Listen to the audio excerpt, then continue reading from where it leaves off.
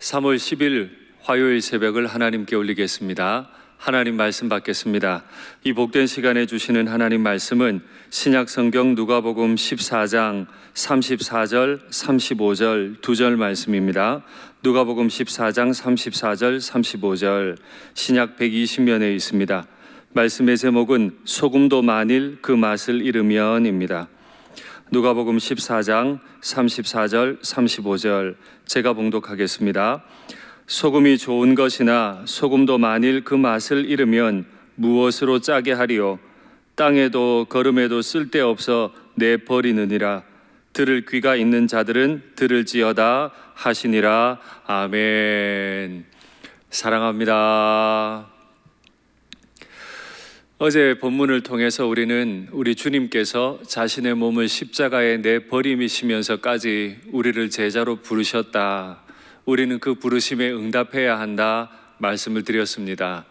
오늘 계속 이어 제자도에 관한 말씀인데요.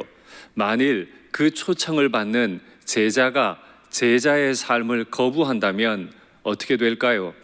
물론 우리가 거부하면 거부할 수 있습니다. 그러나 거부하면 그 결과는 너무 참혹합니다. 주님께서 벌을 주신다 이런 차원이 아닙니다. 내가 선택한 결과가 어떤 모습을 낳게 되는지 보시게 되는데요. 우리 주님께서 비유를 베푸시죠. 소금이 좋은 것이지만 만일 소금도 그 맛을 잃으면 무엇으로 짜게 하리요? 이렇게 물으시죠. 소금이 좋다는 건 아무도 부인할 수 없습니다. 특별히 2000년 전의 소금은 정말 귀한 것이었습니다. 로마 제국은 많은 도로를 만든 것으로 유명한데요. 로마 제국이 가장 처음 만든 도로의 이름이 소금길입니다.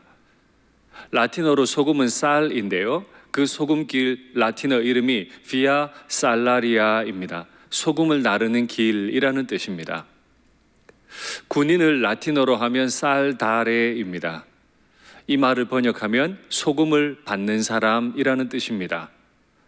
그러니까 군인이 전쟁하는 사람 이런 뜻이라기보다 소금을 월급으로 받는 정말 좋은 직업을 가진 사람 이런 뜻인 거죠.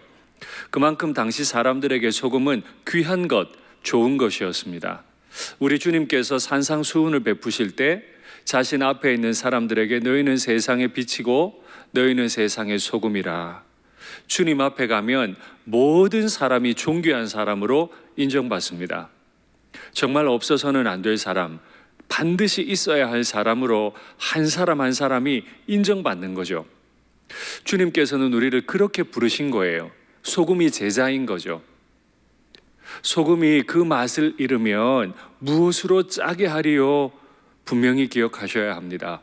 소금도 맛을 잃을 수 있습니다.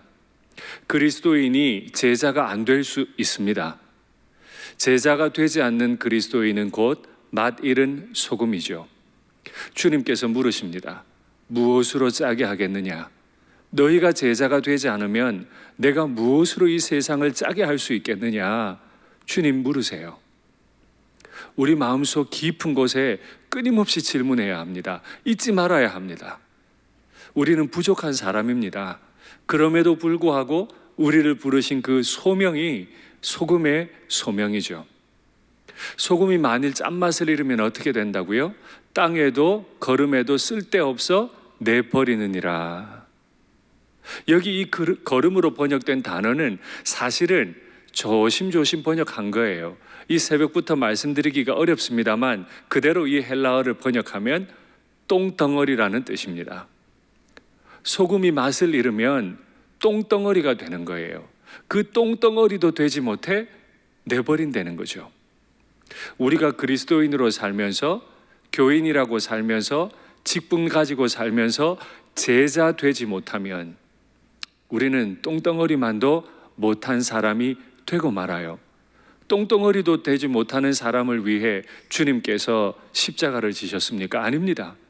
우리의 과거가 똥덩어리도 못된다 하더라도 주님의 죽으심을 믿은 이후 우리의 소명은 모든 민족을 제자 삼는 것이라면 우리는 누구도 거부하지 말고 한 분 한 분 제자 되기 위해 열심히 훈련되고 주님 앞에 열매를 드리는 우리가 되면 좋겠습니다. 이 비유를 베푸신 이후에 주님께서 한 가지 준엄하게 말씀하시죠. 들을 귀 있는 자는 들을지어다. 주님 앞에 와 있는 많은 바리새인들, 율법 교사들은 주님의 말씀을 잘 알고 자신이 아브라함의 후손이라고 생각했죠. 그러나 주님 말씀하세요. 들을 귀 있으면 들으라. 이 질문을 통해서 오늘 하루 나를 점검합니다. 나는 정말 잘하고 있다고 생각하는 거 아닌가? 그러나 반대로 한번 이렇게 질문해 볼까요? 목사님 때문에 교회 갈 맛이 납니다. 이런 말씀 듣고 계세요? 장로님 때문에 당회할 맛이 납니다. 장로님 때문에 교회 갈 맛이 납니다. 우리 권사님 때문에, 집사님 때문에, 선생님 때문에 정말 교회 다닐 맛이 납니다. 이런 말씀 혹시 들어보셨나요? 제자의 삶의 결과는 영혼 구원입니다. 내가 제자가 되었기 때문에, 나 때문에, 내 이름 때문에 교회 등록하신 분이 얼마나 되시죠? 언제 등록하셨습니까? 이건 굉장히 중요한 문제예요. 삶맛 잃은 세상에, 빛을 잃은 세상에 주님은 우리를 빛으로 부르셨고 소금으로 부르셨어요. 우리가 그 일을 충실히 한다면 코로나 바이러스 때문에 어려운 이 시대를 살아가는 많은 사람들이 우리 일산교회 때문에 살 맛이 나고 감동을 받고, 바로 나 때문에 믿지 않는 가족들이 감동을 받고 예수님 믿게 되는 복된 삶이 우리의 삶에 열리게 되기를 간절히 바랍니다. 있으나 마나한 삶이 아니라, 내다 버릴 삶이 아니라 존귀하게 인정받는 우리의 하루와 평생이 되기를 간절히 바랍니다. 기도하겠습니다. 은혜로우신 하나님 아버지, 세상이 힘들고 어려우니 소금으로 빛으로 살고 싶은 마음이 많습니다. 그런데 어떻게 해야 하는지 잘 모르겠습니다. 주님 가르쳐 주시옵소서.